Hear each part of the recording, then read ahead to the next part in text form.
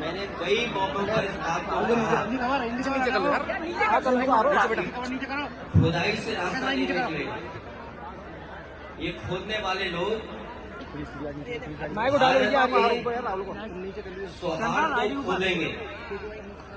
और पहले भी गलत था, क्योंकि जब हमारे देश में प्लेसेस ऑफ वर्शिप एक्ट पहले से मौजूद है और प्लेसेस ऑफ वर्शिप एक्ट इस बात की पाबंदी लगाता है कि किसी तरह की चीजों में इस तरह के सर्वे, इस तरह के खुदाई के काम न हो। लेकिन भारतीय जनता पार्टी जानबूझ करके इन मसलों को इसलिए उठा रही है क्योंकि किसान के सवाल पर वो बात नहीं करना चाहती। भारतीय जनता पार्टी से किसान ये पूछे कि आपने तो किसान की आय दोगुनी की बात की थी, लेकिन किसान आज भी तकलीफ और परेशानी में है। जिस समय उसे डीएपी चाहिए था, डीएपी उपलब्ध नहीं था, खाद उपलब्ध नहीं थी, जो बीजों की कीमत बढ़ी है, कीटनाशक दवाइयों की कीमत बढ़ी है और बिजली का बिल लगातार बढ़ता चला जा रहा है। जो सिंचाई से लेकर के तमाम इंतजाम थे वो सरकार करने में नाकाम रही है। और अगर फसल तैयार भी किसान कर रहा है तो उसको कीमत कहाँ मिलेगी, उसके लिए और जितने बड़े पैमाने पे रोजगारी बढ़ती चली जा रही है। 10 साल हो गए उनको दिल्ली में, उत्तर प्रदेश में भी 7 साल की सरकार हो गई। अगर हम 17 साल का हिसाब किताब लगाएं, इस सरकार ने बेरोजगारी बढ़ाई है, न नौकरी है न रोजगार है। इन तमाम सवालों से ध्यान हटाने के लिए जानबूझ करके सरकार इस तरह की खुदाई के कार्यक्रम कर रही है। और आज अगर भारतीय जनता पार्टी के अंडरग्राउंड जो पॉलिसी बनाते हैं, ये पाइपलाइन जो अंडरग्राउंड पड़ती है, उसी तरह भारतीय जनता पार्टी की विचारधारा अंडरग्राउंड अंदर ही अंदर काम करती है। ये बात पहले भी कहनी चाहिए थी। लोगों की जान चली गई, लोगों के घरों में छापे पड़ रहे हैं, बिजली के नाम पर 2-3 हजार लोगों के यहाँ FIR दर्ज हो गई। अगर ये बात गलत थी भारतीय जनता पार्टी की तो जान तो वापस नहीं ला सकते हैं। उन्हें मुआवजा देना चाहिए उन गरीब परिवारों को, और जितने भी झूठे मुकदमे लगे हैं, चाहे वो सांसद पे हो चाहे किसी को, सब वापस देनी चाहिए। सांसद के खिलाफ करोड़ों की रिकवरी जारी की गई है। संभल में सांसद के खिलाफ बाबा साहब भीमराव अम्बेडकर जी ने हमें संविधान दिया है और लोकतंत्र में ये हमारे लिए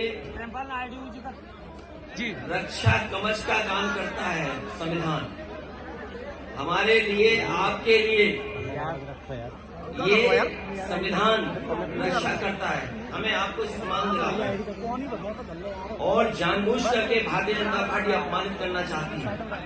ये तमाम वो लोग हैं जिन्होंने कभी सम्मान नहीं किया संविधान का, लोकतंत्र का और बाबा साहब भीमराव अम्बेडकर।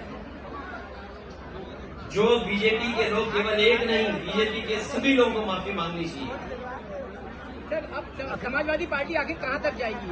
समाजवादी पार्टी जनता के बीच जाएगी। इन किसान भाइयों से, नौजवानों से अपील करेगी, माता बहनों से, कि भारतीय जनता पार्टी लोगों को हराओ।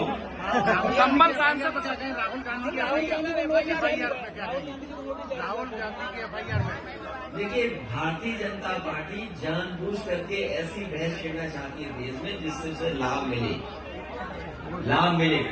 वो लोकसभा परिसर की घटना है। कई बार लोकसभा परिसर में ऐसी घटनाएं हुई हैं जिसमें FIR दर्ज नहीं हुई। आपको याद होगा, लोकसभा में देश के बहुत बड़े नेता भारतीय जनता पार्टी के अडवाणी जी, वो 1 करोड़ रुपए लेकर के आए थे और उन्होंने टेबल पर रख दिया था लोकसभा में। क्या उस समय FIR दर्ज हुई? एक JPC के माध्यम से उस पर चर्चा करके जो कार्रवाई करनी थी वो विधान लोकसभा के अंदर हुई। लेकिन ये जानबूझ करके भारतीय जनता पार्टी लोगों को डराना चाहती है। FIR से, झूठे मुकदमों से कोई डरने वाला नहीं है।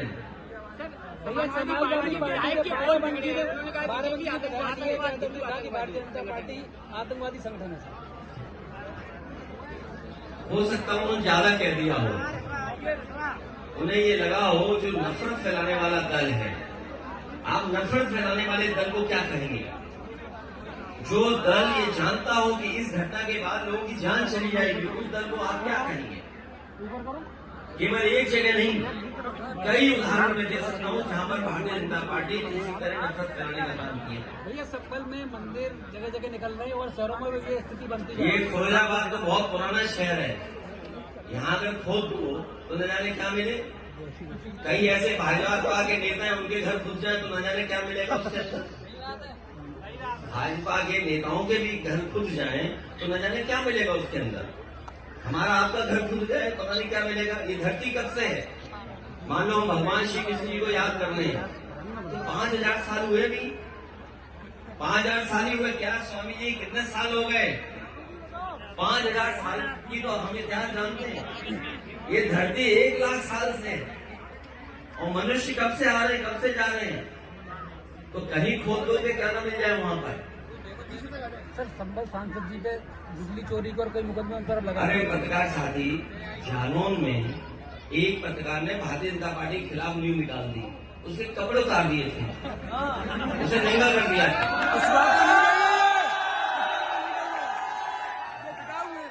ये देखिए, ये सब सोशल मीडिया का जमाना है। अब आगे की रणनीति क्या भैया? आगे की ऐसा नहीं जो चीजों को मैं जानता हूँ, इन चीजों को कैसे फेस करेंगे? जानते हैं। इसलिए हम समाजवादियों की या जो भी सरकार में है उसके सामने चुनौतियां पड़ी हैं कि इन नौजवानों का भविष्य कैसे बेहतर हो। एक मेरा क्वेश्चन, भगवान श्री कृष्ण ने गुजरात में प्राण के आगे थे और कल ये गुजरात से शुरू हुआ। क्या आप ये मान रहे हैं कि ये मोदी आपका इशारा मोदी जी की तरफ है? योगी मोदी की देखिए, जो इतिहास है, जो पौराणिक कथाएं हैं या जो सच्चाई है, उसको हम और आप टाल नहीं सकते। भगवान श्री कृष्ण का ये कार्यक्रम है और मैं चाहता हूँ कि आप लोग भी इसे रिसर्च करो, जानकारी दो, हासिल करो कि क्या सच्चाई है इसमें। क्योंकि जब भगवान श्री कृष्ण ने जिस समय प्राण छोड़े उसी समय से मान्यता है कि कलयुग शुरू हो गया। और वो स्थान जहाँ पे भगवान श्री कृष्ण ने प्राण छोड़े वो गुजरात में है, सोमनाथ के बगल में है। और जिस पेड़ पर भगवान श्री कृष्ण बैठे थे, अगर मैं आपसे पूछूं कौन सा पेड़ था तो बता सकते हो क्या?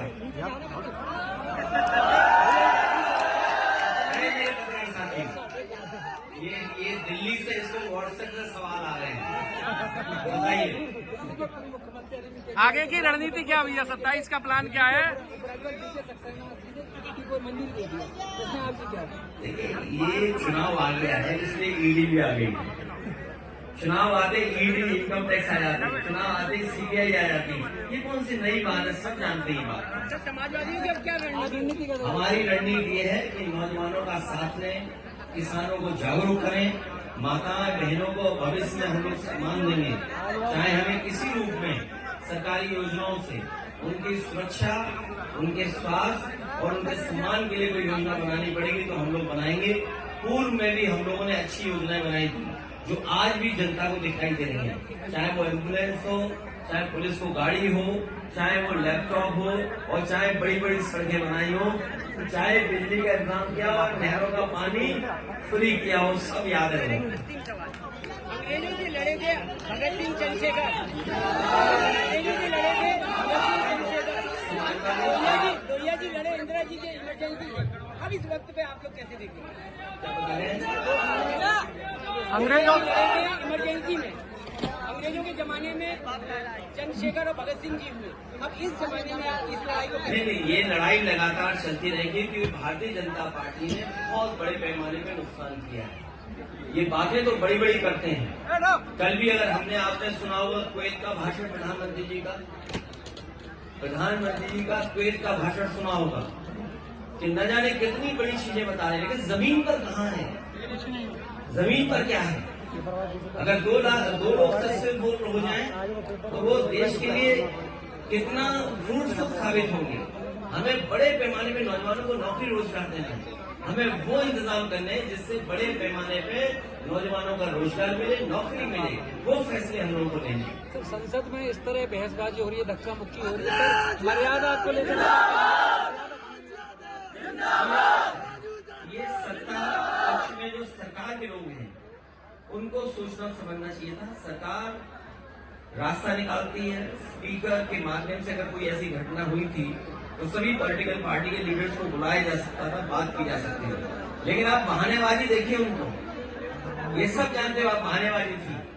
और कई लोगों ने ऐसा कहा है कि ऐसा ड्रामा तो एक्टर भी नहीं कर पा रहे जैसे भारतीय जनता पार्टी के सांसद लोग ड्रामा